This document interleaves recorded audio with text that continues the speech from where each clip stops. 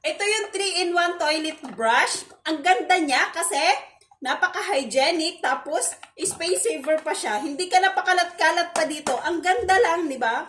Meron na siyang 3 brush, oh. Ayan, oh. Ang maganda talaga dito, meron na siyang sariling lagayan at meron na siyang drainer, kaya hindi na siya maiistakan pa ng tubig.